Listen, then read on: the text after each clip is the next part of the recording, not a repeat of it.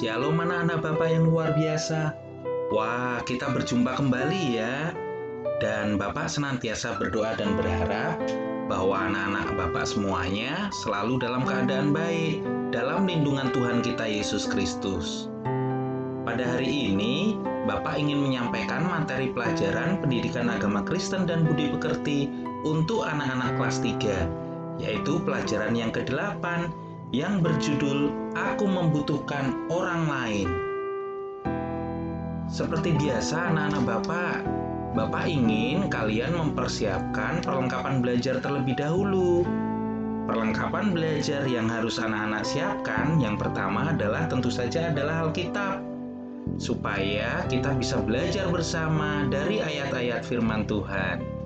Yang kedua adalah buku catatan lengkap dengan alat tulisnya.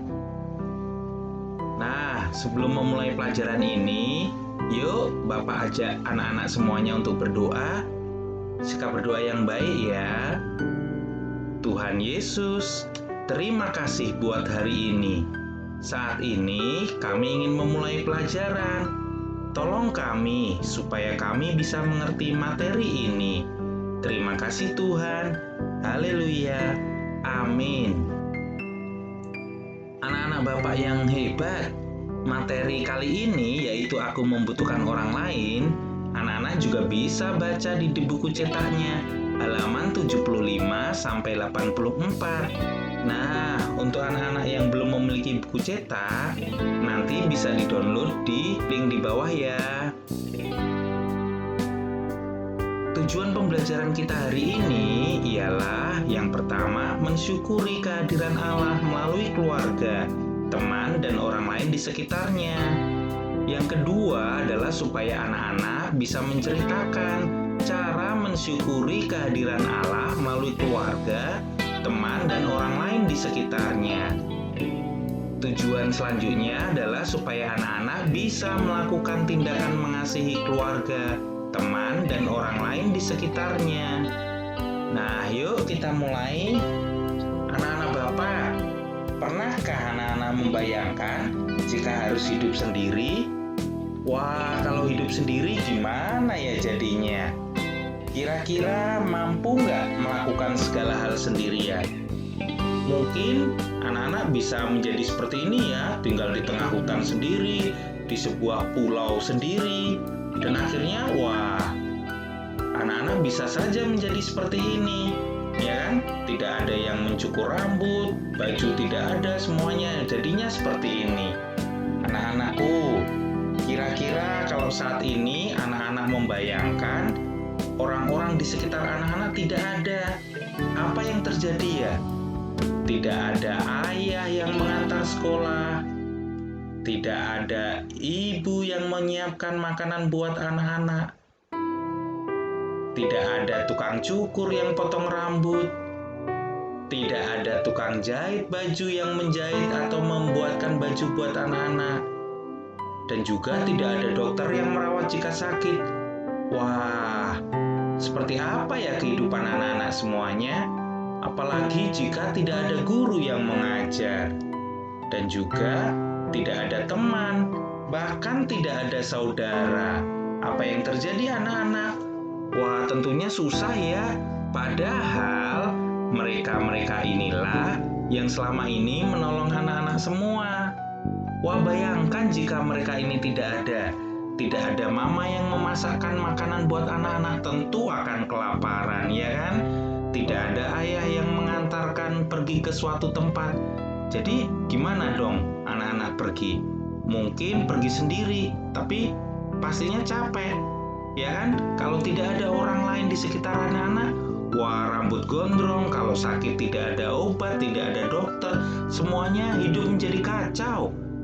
Nah, oleh karena itu, yuk sebutkan jenis pertolongan yang telah diterima oleh anak-anak. Sebagai contoh, pertolongan mama apa ya yang selama ini didapat? Atau dari ayah seperti apa? Teman, guru, atau yang lainnya? Nanti anak-anak bisa mengerjakan tugas di halaman 76 ya. Bagaimana jenis-jenis pertolongan yang telah diterima oleh anak-anak. Yuk pelajarannya Bapak lanjutkan anak-anak. kita semua membuka Alkitab kita ya. Yuk kita buka di dalam Kejadian pasal 2 ayat 18. Kalau sudah ketemu, kita baca bersama ya. Tuhan Allah berfirman, "Tidak baik kalau manusia itu seorang diri saja. Aku akan menjadikan penolong baginya yang sepadan dengan dia." Anak-anak Bapa yang luar biasa, Allah itu menciptakan manusia dengan tangannya sendiri. Jadi pertama kalinya Allah itu menciptakan Adam dari debu tanah. Setelah Allah menciptakan Adam, Allah berkata tadi, tidak baik jika manusia hidup sendiri. Karena pada waktu itu Adam kan sebelumnya hidup sendiri, karena dia tidak mendapati seorang pun yang sama seperti dia. Oleh karena itu Allah berfirman bahwa tidak baik jika manusia itu hidup sendiri. Oleh karena itu apa yang terjadi anak-anak? Pada waktu Adam tertidur, Allah mengambil tulang rusuk Adam dan kemudian dari tulang itu Allah membentuk seorang perempuan dan Allah memberikan seorang pendamping dan penolong bagi Adam. Kita tahu ya siapa orangnya? Iya benar, dia adalah Hawa. Nah anak-anak, Adam tentunya sangat bersyukur ada Hawa di sisinya. Adam menjadi sangat tertolong karena Hawa adalah penolong yang sepadan bagi dirinya. Oleh karena itu, Bapak mengajak kita semua untuk juga bersyukur atas orang-orang di sekitar kita.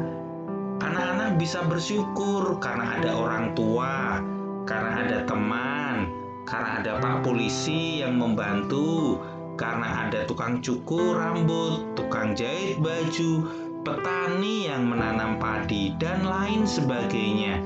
Kita juga harus bersyukur atas orang-orang di sekitar kita ini. Pak, bagaimana caranya bersyukur?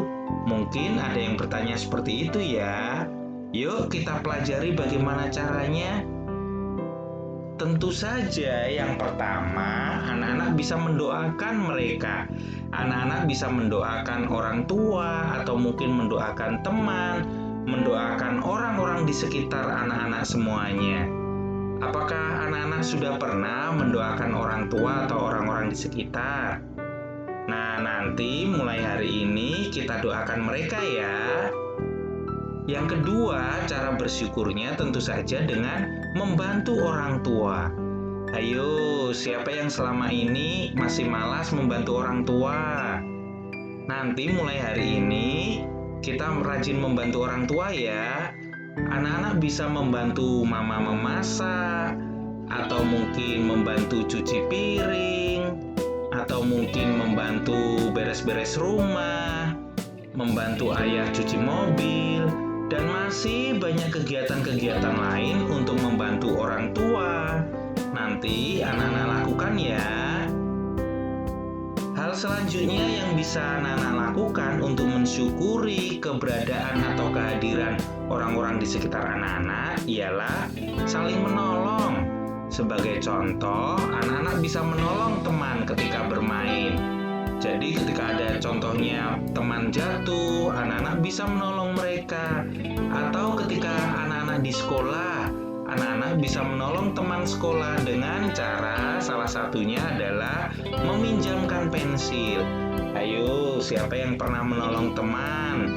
Baik itu mungkin teman bermain atau teman sekolah. Wah, luar biasa anak-anak semuanya. Nah, mengapa sih kita harus mensyukuri mereka? Mengapa sih kita harus berterima kasih kepada Tuhan? Dan apa yang harus kita lakukan? Kita harus mengasihi mereka. Kita adalah manusia yang tidak bisa hidup sendiri.